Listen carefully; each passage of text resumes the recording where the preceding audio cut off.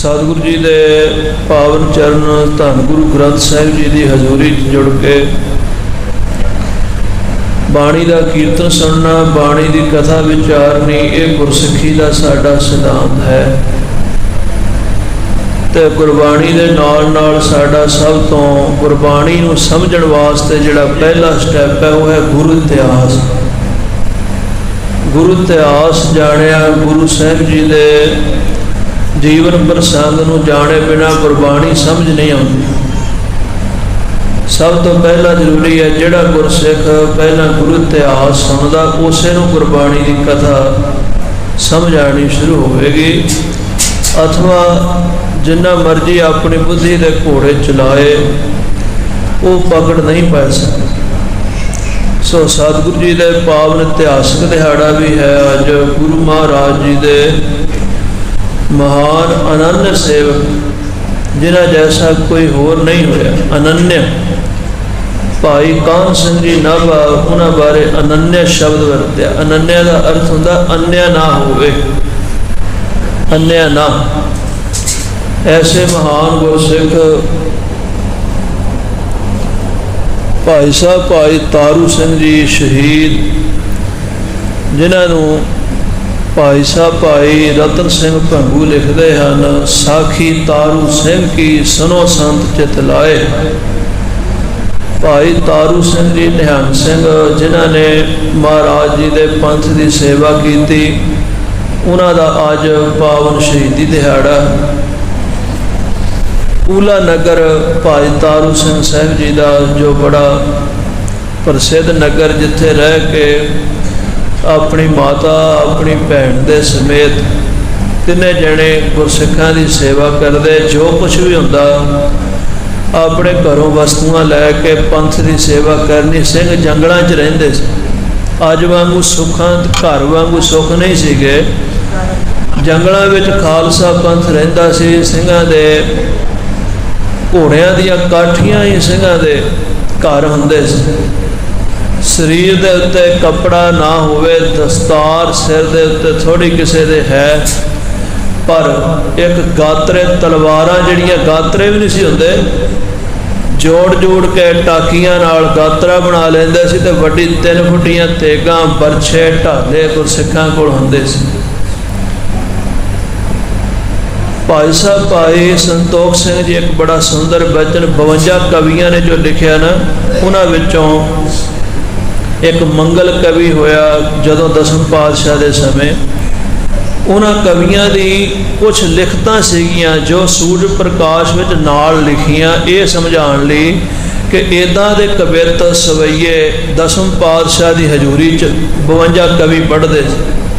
उन्हां च एक जिक्र आउंदा है, कहते पाग हूँ के बांध बे को कछक दिन पीछे सीख्यो, पहले ही सो सीख्यो सिंह बांध बे कृपानी को।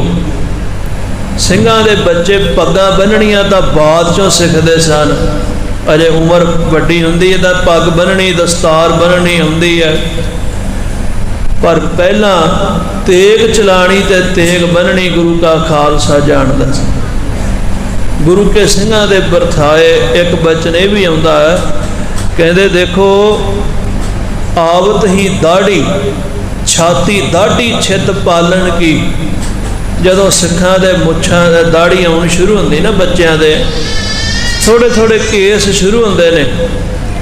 छाती दाढ़ी, दाढ़ी ते दाढ़ी इक्को जे शब्द ने पर अर्थां दा फर्क। आवत ही दाढ़ी, छाती दाढ़ी, दाढ़ी हुंदा सड़ना। छित पालन की, पहाड़ी राजियां दियां दाढ़ी छातियां सड़न लग पैंदियां सिंघां दे मुख ते आंदियां दाढ़ियां वेख। रज के करैया उन ही की राजधानी को। क्यों उन्हां दा मन डोलदा सी? क्योंकि उन्होंने पता भी आही सूरमे सिंह साडी राजधानी नूं रज विच मिलाण वाले। राजधानी ते रज शब्द इक्को जिहा, पर रज का अर्थ होंदा धूड़ी मिट्टी। ये साडियां राजधानियां नूं मिट्टी विच मिलाण वाले। उस समय तो ही संगत जी 10वें पातशाह महाराज जी ने बचन कहे सी कि ये खालसा इहो जिहा सूरमा बना दिता, सूरमा भी ते सुरमा भी, इहो जिहा सुरमा जिहड़ा दुनिया की अखां विच रिड़कदा रहेगा। लोकी वेख नहीं सकणगे इहो जिहा वीर प्रताप। उस महान सुंदर दाड़े मुशहरे केसां वालियां दे परथाए जकरिया खान दे समय यह ऐलान सी, केसन वाले जो नर होई बाल बिरद लब छड्डो ना कोई, बच्चा होवे बुढ़ा होवे कोई ना छड्डो। जिसके सिर पर होवे केस रहन ना देवो अपने देश, जिहदे सिर ते केस होणगे उन्होंने मैं अपने देश च नहीं रहन देना। सिखां दे सिरां दे मुल पैंदे रहे। अपने नेड़े ही स्थान है शंभू, जिथे संगत जी 6000 सिंघां दा सीस संस्कार होया। सिंह कितों भी मिल जाते सी ना, ते जिहड़े मुल्ले सी तुर्क सी वो सिंघां दे सिर वढ़ के लाहौर विखे बाजार च वेचण जाते सी, पैसे मिलते सी। ऐसा समा भी इस गरीबी का आया सी लोगों के कि अपने घर मुसलमाना ने अपनियां घर वालियां अपनियां धीआं गर्दना वढ़ के वेचियां। क्यों वेचियां? कि इस केसां वाली गर्दन दे पैसे मिलते हैं, जिहदे सिर ते केस हो। उस समय विच भाई तारू सिंह जी का होना बड़ा वड्डा एक महान कौतक सी, जिन्होंने संगत जी सिंघां की सेवा की। ते सेवा करदियां 2 सिख सन जिन्हां बरथाए हर भगत निरंजनिया। ये हर भगत निरंजनिया जिहड़ा सी ਇਹਦਾ पिछोकड़ भी गुरु घर नाल जुड़दा सी। असल विच ਇਹਦਾ ਜਿਹੜਾ ਵੱਡਾ ਹੋਇਆ जिथे आप जी ਅੰਮ੍ਰਿਤਸਰ ਜਾਂਦੇ हो जंडियाला गुरु का, इन्हां दे ਵੱਡਿਆਂ ਨੂੰ महाराज साहब जी ने किरपा की सी हंधाल ते भाई हंधालीआ, जिन्हां दी जन्म साखी भी है गुरु नानक साहब दे परथाए। पर ਉਹਦੇ ਵਿੱਚ ਉਹਨਾਂ ने हंधाल दी बड़ी उस्कत लिखी ते गुरु नानक ते हिंदाल नूं बराबर कह दिता सी, हिंदालियां दी जन्म साखी। सो उस हिंदाल दे परिवार चों दा सीगा हरभगत निरंजनिया। ये हरभगत निरंजनिया सिंघां दा बड़ा विरोधी होया। इन्हें भाई तारू सिंह ते भाई महताब सिंह दोवां जणियां दी शिकायत की कि ये 2 बंदे ने जिहड़े सिखां दी मदद कर। तारू सिंह मदद करन दा ढंग होर है, महताब सिंह दा होर। तारू सिंह का ढंग यह है कि वह मेहनत नाल कमाई करके जमीन विचों टैक्स भी भरदा, हाला भरदा सरकारी। फिर जिहड़ा बचदा टैक्स अद्धा तो असीं टैक्स लै आने, जिहड़ा अद्धा धन संपत्ति बचदी है उस विचों सार तकरीबन अपने गुजारे लई अद्धे तो भी अद्धा रखदा है, यानी जिन्ना उन्होंने लोड़ है उस तो भी अद्धा रख लैंदा। पर बाकी वध तो वध अपना पेट कट के भी, यानी अपनी मेहनत का हिस्सा सारा सिखां नूं खवांदा है। ते दूजे पासे महताब सिंह वो वड्डे वड्डे घरानियां विच जाके लुट करदा। राजे महाराजियां दे जिहड़े तुरकां दे नवाबां दे घर ने, सरकारी खजाने ने, सरकारी खजानियां नूं लुट के सिंघां विच वंड दिंदा है। भाई महताब सिंह बारे ते तारू सिंह बारे शिकायत की, दोवां नूं पकड़न दा हुक्म होया। भाई तारू सिंह जी नूं पूला नगर विखों लैण वास्ते भगत निरंजनिया ने फौज भेजी, सिपाही भेजे। ते भाई महताब सिंह नूं फड़न वास्ते आप लभदा रहा, बड़ा चिर लभ्या। भाई महताब सिंह उदों पकड़े गए जदों संगत जी भाई तारू सिंह की खोपड़ लै चुकी सी। भाई तारू सिंह की खोपड़ लै जाण ते भाई महताब सिंह आप गिरफ्तार होए। क्यों होए? भी भाई तारू सिंह जी ने थोड़े दिनों में शहीदी पा जानी है, तो उन्होंने सरकार ने अपने कोल रखा होया। जदों उन्होंने खोपड़ी लैनी सी ना, उस समय भाई महताब सिंह आप गिरफ्तारी करा के पहुँचे से। तो भाई महताब सिंह नूं भगत निरंजनिया ने पकड़िया। तो भाई महताब सिंह नूं फड़दा नहीं सीगा भगत निरंजनिया, अपने सारे शस्त्र रख के केवल एक सोटा लैके गए। क्यों सोटा रखिया? भी खालसे का धर्म भी निहत्था नहीं होना, शस्त्र तो रखना, पर जे बंदूक हुई तलवार हुई तो लड़ के शहीदी पा जाएगा। जे शहीदी पा गया तो फिर भाई तारू सिंह के दर्शन नहीं होने। केवल भाई तारू सिंह के दर्शन करने ने जिहड़े गुरसिख ने जकरिया खान वर्गे दे दम कर दिता। वो सिंह दे दर्शन करा इस वास्ते अपनी जान की परवाह किए बिना आप भी शहीदी पाने लई भाई महताब सिंह चल पे। इहो जे महान गुरसिख होए भाई महताब सिंह। भाई सुखा सिंह महताब सिंह जिन्हों ने मस्से रंगड़ का सिर वढ़िया सी, ते भाई महताब सिंह दे पोतरे सन भाई रतन सिंह भंगू जिन्हों ने सारा इतिहास लिखिया। पंथ प्रकाश जिहड़ा कथा सुननी साडे लई बड़ी जरूरी है संगत जी। प्राचीन पंथ प्रकाश की कथा किवें किवें साडे बजुर्ग किहड़े किहड़े सिंह की करते रहे। भाई तारा सिंह जी वाम नगर वाले, भाई सुबेग सिंह जी जंबर, इन्हां सारिया गुरसिखां दे इतिहास का जिक्र मिलता। भाई तारू सिंह जी नूं जदों गिरफ्तार किया गया, इन्हां दी भैन नूं भी लैके गए, पर नगर विच संगतां ने छड़ाया। भाई तारू सिंह नूं भी सिंह छड़ाण लगे। सिंघां ने आख्या बाबा जी असीं तुहानूं छड़ा लैने, तुरकां दे वस नहीं जाण देना। भाई तारू सिंह उन्होंने एक कथा सुनाई, साखी सुनाई, नाल दस्या भी गुरु नानक देव महाराज का बचन है, साडा इथों लाहौर जाना शहीदी पानी बड़ी जरूरी। सिंह कहते महाराज इहदा की कारण है? कहते भाई तारू सिंह जी कहन लगे गुरसिखो, गुरु नानक देव महाराज ने जदों राज दिता सी ना बाबर नूं, उदों कहा सी कि असी अपने 7 पुश्तां दा राज तुहानूं दिता, बाकी जो झाड़ वो भी तुहाडा रहेगा, पर उन्हां झाड़ दा अंत करन लई साडे गुरसिखां दे सीस लगण। उस सत्तां शहीदियां तो बाद साडे सीस लगने जल्दी। फिर भाई तारू सिंह जी सिंघां नूं हौसला दे के आप जांदे। जदों उत्थे पहुंचे लाहौर विखे जकरिया खान ने संगत जी आख्या सी इस्लाम धर्म कबूल कर। भाई तारू सिंह कहन लगे कि सानू सतगुरु सच्चे पातशाह दे पूर्ण भरोसा, जिस सिख नूं गुरु ते भरोसा है ना, उस सिख दा गुरु पत रखते ने। उस सिख दी केसां सुआसां संग सिखी निभदी। जकरिया खान ने केसां दी गल सुन के बड़े क्रोध विच आख्या कि इहदे केस कतल कर दिओ। ते भाई साहब जी दे केस कतल करने वास्ते जदों नाइयां नूं आख्या, नाइयां ने संगत जी हाथ नहीं सी लाया। वो भी समा सी कि नाई केसां वाल हाथ नहीं सी लांदे। उहदा कारण इस उन्हां नूं पता सी भी ये गुरु नानक पातशाह जी का सिद्धांत है, तो गुरु गोबिंद सिंह साहब जी के साहिबजादे शहीदियाँ पा गए, शहीदा सिंघां दा भै रखते थे। पर अज संगत जी साडे गुरुद्वारियां दे बाहर नाइयां दीयां दुकानां खुलण दा कारण की है? इको ही कारण है कि असी अपना इतिहास भुल, कथावां साडियां इतिहास दीयां असीं करांदे ही नहीं, ना ही सुनते हैं। समागमां ते इकट्ठे जरूर होने आपां, पर रैगूलर जिहड़ी रोज़ बैठ के कथा सुननी वो साडे कोल समा नहीं। आने वाले समय पीढ़ियां बच्चे उन्होंने इतिहास का पता नहीं। जे उस विच तैयार बर तैयार होइए तो नाइयां दीयां दुकानां साडे शहर नेड़े तेड़े नहीं खुल सकदियां। सो इहो जी जिहड़ी खेड है, भाई तारू सिंह दे सामने नाइयां ने हथ नहीं सी लाए, नेड़े नहीं सी आए।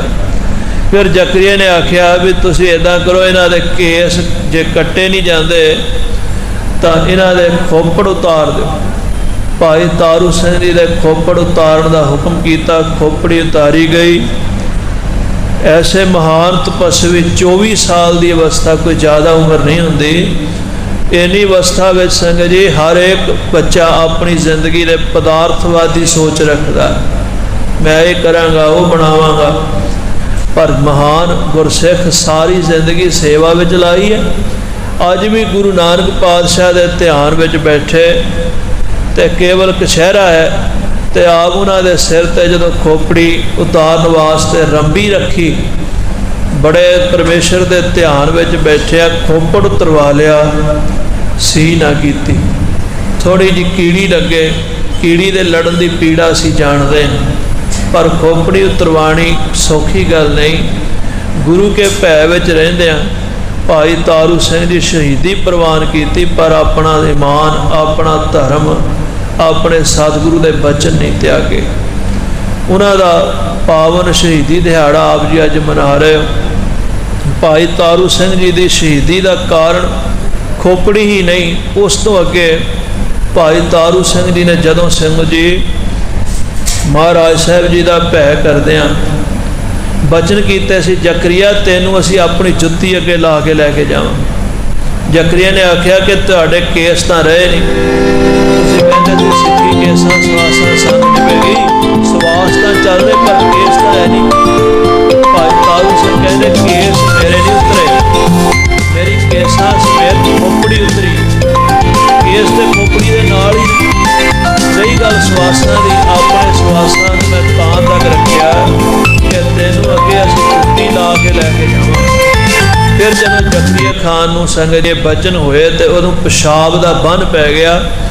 पेशाब का बन पिया तो जकरिया खान ने उस दिन जदों बहुत इलाज कराए, इलाज ना होया, अखीर उन्हें पंथ की शरण तकी।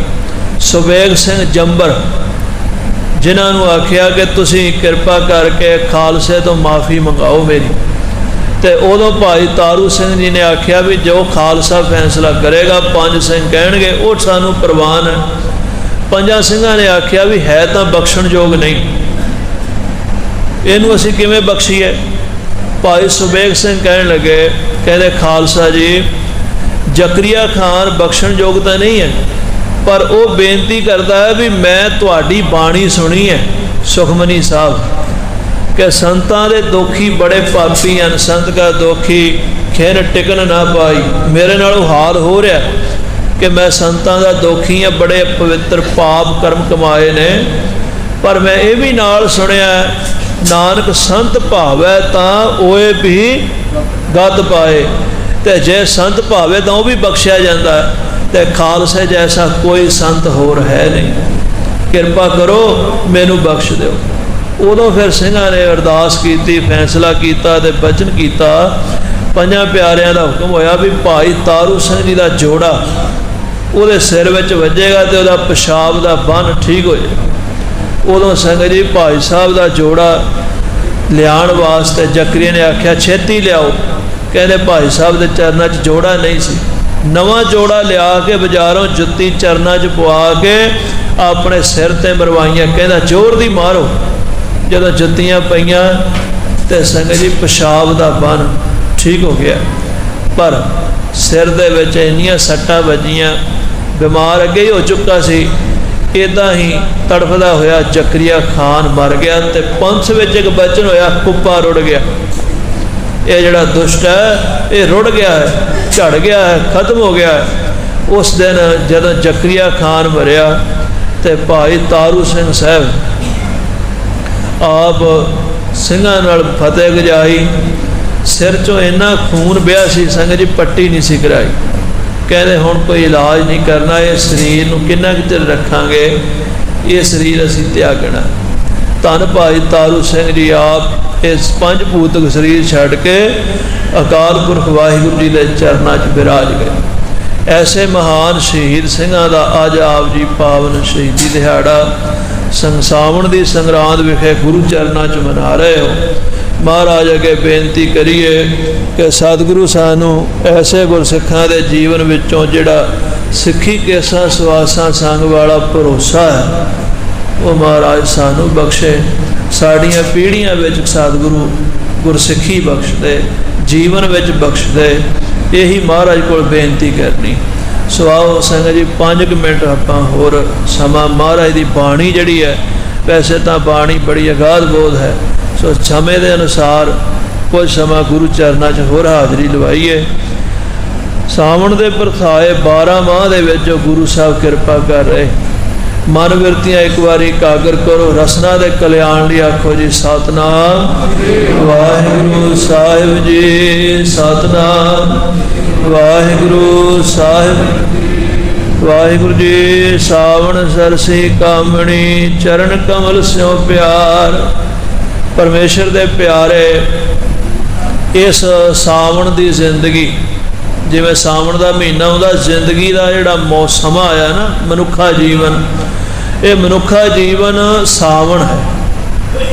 ਸਾਵਣ ਦਾ ਮਹੀਨਾ, ਸਾਵਣ ਦੇ ਮਹੀਨੇ ਦੇ ਅਲੰਕਾਰ ਨੇ ਕੁਝ ਕਿ ਉੱਥੇ ਜਿਹੜਾ ਇਸਤਰੀ ਤੇ ਪੁਰਖ ਦਾ ਸਮੇਲ ਹੈ ਉਹ ਬੜਾ ਨਿੱਘਾ ਹੈ, ਆਨੰਦ ਵਾਲਾ।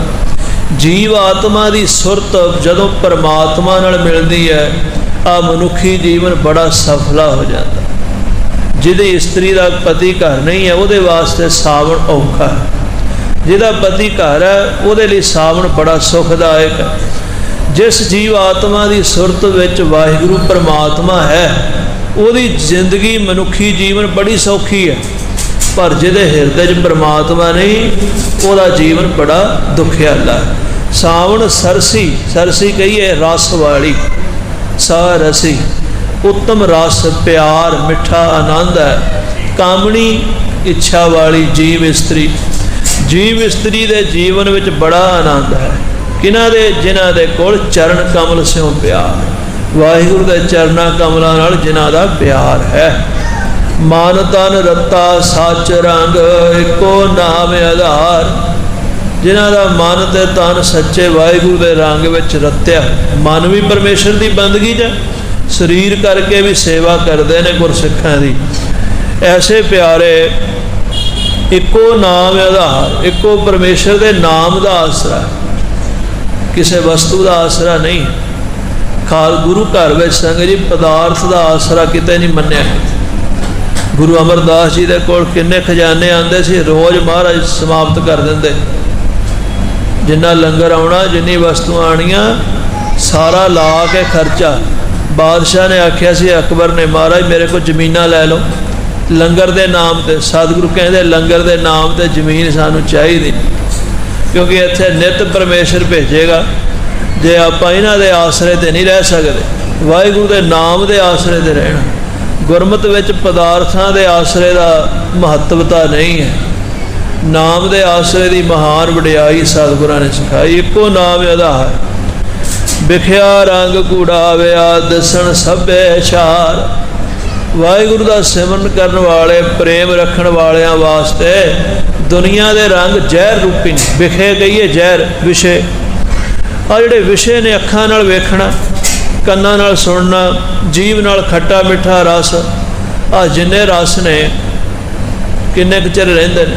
ਝੂਠੇ ਰਸ। ਵਿਖਿਆ ਰੰਗ ਕੂੜਾਵਿਆ, ਝੂਠੇ ਰਸ ਨੇ।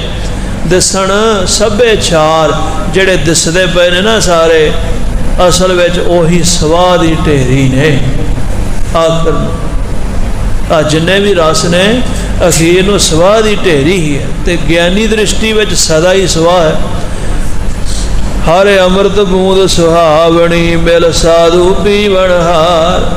ਵਾਹਿਗੁਰੂ ਦੇ ਨਾਮ ਦੀ ਜਿਹੜੀ ਬੂੰਦ ਹੈ ਅੰਮ੍ਰਿਤਮਈ, ਅੰਮ੍ਰਿਤ ਬੂੰਦ ਕਿਉਂ ਕਿਹਾ? ਜਿਹਦੇ ਵਿੱਚ ਕਦੇ ਮੌਤ ਨਾ ਆਵੇ, ਬਦਲਾਵ ਨਾ ਆਵੇ, ਅਵਿਕਾਰੀ, ਜਿਹਦੇ 'ਚ ਕਦੇ ਬਦਲਾਵ ਨਹੀਂ ਹੁੰਦਾ, ਐਸਾ ਅੰਮ੍ਰਿਤ ਹੈ ਪਰਮੇਸ਼ਰ ਦਾ ਨਾਮ। ਮਿਲ ਸਾਧੂ ਪੀਵਣ ਹਾਰ, ਕਿਸੇ ਸਾਧੂ ਪੁਰਖ ਦੀ ਸੰਗਤ ਵਿੱਚੋਂ ਹੀ ਇਹ ਨਾਮ ਦੀ ਵਿਚਾਰ ਮਿਲਦੀ। ਸਾਧੂ ਕਹੀਏ ਸਾਧਕ, ਜਿਹਨੇ ਆਪਣਾ ਜੀਵਨ ਸਾਧਿਆ। ਐਸੇ ਪੁਰਖ ਦੀ ਸੰਗਤ ਵਿੱਚੋਂ ਪਰਮੇਸ਼ਰ ਦੇ ਭਜਨ ਦਾ ਰਸ ਆਉਂਦਾ ਹੈ। ਵਣ ਤਿਣ ਪ੍ਰਭ ਸੰਗ ਮੋਲਿਆ, ਸਮਰੱਥ ਪੁਰਖ ਅਪਾਰ। ਜਿਨ੍ਹਾਂ ਨੇ ਨਾਮ ਦਾ ਰਸ ਪੀਤਾ ਉਹਨਾਂ ਨੂੰ ਸਮਝ ਆਈ ਕਿ ਪਰਮਾਤਮਾ ਵਣ ਤੇ ਤਿਣ, ਵਣ ਕਹੀਏ ਜੰਗਲ, ਤਿਣ ਨਾਮ ਤਿਣਕਾ।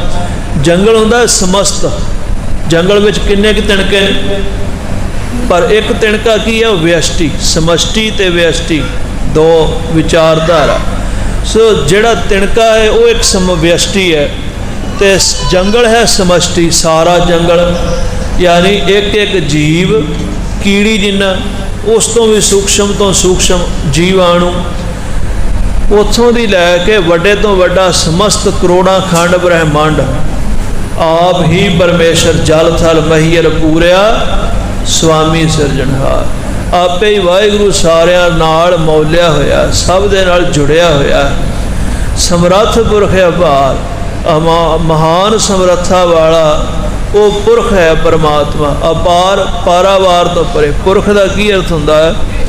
ਪੁਰਖ ਸ਼ਬਦ ਜਿਹੜਾ ਪੂ ਨਾਮ ਹੈ ਨਰਕ ਦਾ, ਪੂ ਨਾਮ ਨਰਕ ਦਾ, ਪੂ ਚੋਂ ਰੱਖਣ ਵਾਲਾ, ਨਰਕਾਂ ਚੋਂ ਦੁੱਖਾਂ ਚੋਂ ਬਚਾਉਣ ਵਾਲਾ। ਦੁੱਖਾਂ ਵਿੱਚੋਂ ਵੀ ਜਿਹੜਾ ਦੁੱਖ ਕੀ ਹੈ? दुख तदे जां विसर जाए। परमात्मा नूं भुलना ही बड़ा दुख है। वाहिगुरू का चिंतन, परमात्मा का सिमरन सारे दुखों नूं दूर करता है। जो नर दुख मैं दुख नहीं माना, उन्होंने की दुख होवे? जिन्हों पदार्थां नाल स्नेह ही नहीं, प्यार ही नहीं, परमात्मा नाल प्रेम है, वो सिर ते संग जी रंबी चलती, उन्होंने दुख नहीं।